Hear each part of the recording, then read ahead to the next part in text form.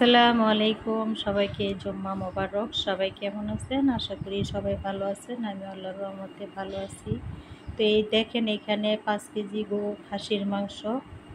এগুলো এখন রান্না করে নিব। পেঁয়াজ, দারচিনি, এলাচ, তেজপাতা এগুলো দিয়ে পেঁয়াজগুলো ভাজা ভাজা করে নিলাম।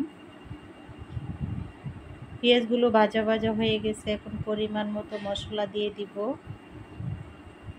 পরিমাণ মতো আদা, রসুন, হলুদ, মরিচ, ধনে গুঁড়া, জিরা গুঁড়া, লবণ দিয়ে এখন মাংসগুলো দিয়ে দিব।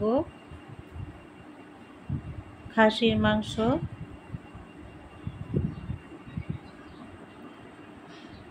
মাংসগুলো এখন নাড়াচাড়া করে কষায় নেব ভালো করে।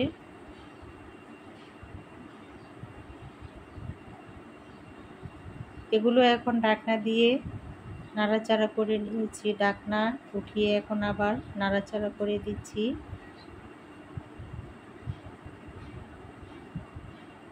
তো যে যেখান থেকে আমার ভিডিওটা দেখা শুরু করছেন, সবাই একটা লাইক দিয়ে আমার ভিডিওটা কন্টিনিউ করে যাবেন।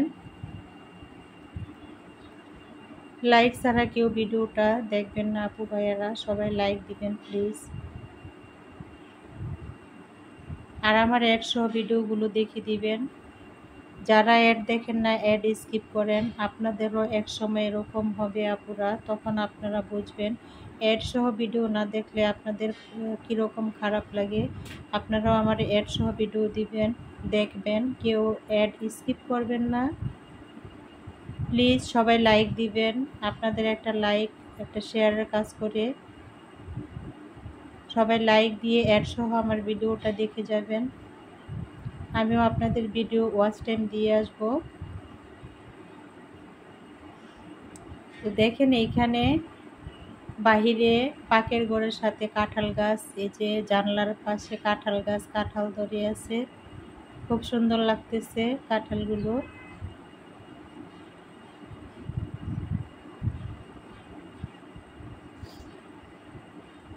কষানো হয়ে গেছে খাসির মাংস। আর একটু নাড়াচাড়া করে দিতেছি।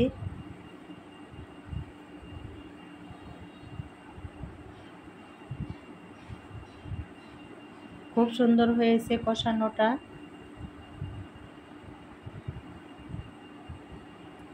এখন কিছু আলু কাটা রাখা হয়েছে, আলুগুলো দিয়ে দিচ্ছি। আলুগুলো দিয়ে এখন নাড়াচাড়া করে আবার কষায় নিলাম। পরিমাণ মতো পানি দিয়ে দিচ্ছি।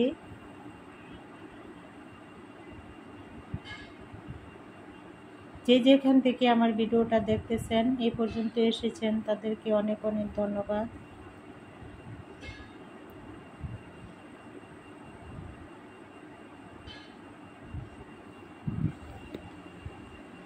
তো হয়ে গেছে আমার মাংস রান্না করা, খাসির মাংস রান্না করা।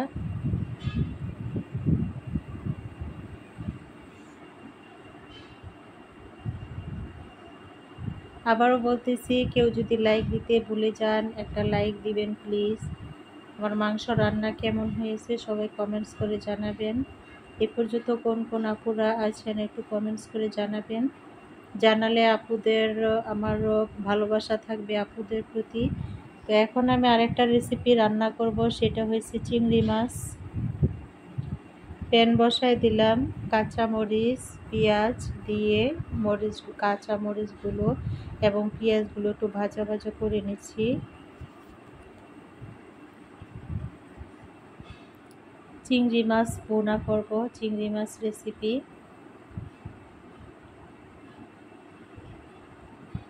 হয়ে গেছে পেঁয়াজগুলো, এখন মশলা দিয়ে দিব। আদা, রসুন, হলুদ, মরিচ দিয়ে দিছি। মশলা কষানো হয়ে গেছে, একটু পানি দিয়ে দিব পরিমাণ মতো। চিংড়ি মাছগুলো দিয়ে দিলাম আগে। চিংড়ি মাছগুলো একটু মশলার সাথে মিশিয়ে কষায় তারপর আমি পানি দিয়ে দিব।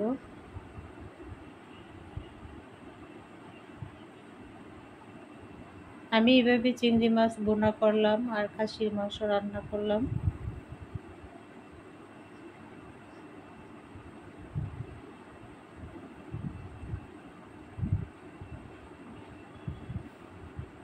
চিংড়ি মাছগুলো কষানো হয়ে গেছে, আমি একটু পানি দিয়ে দিয়েছিলাম।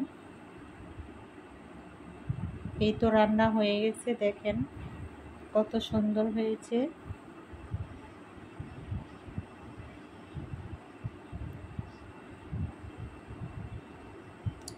আমার কাছে একটু পানি কম লাগছিল, আর একটু পানি দিয়ে এখন আর একটু রান্না করব।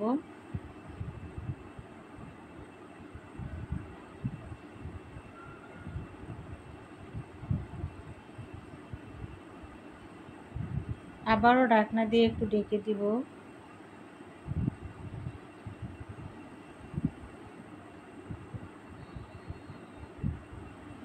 বলক এসে গেছে, ধনেপাতা দিয়ে দিলাম, বিলেতি ধনেপাতা।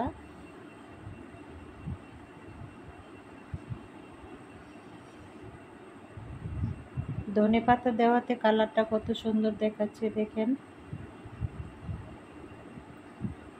হয়ে গেছে,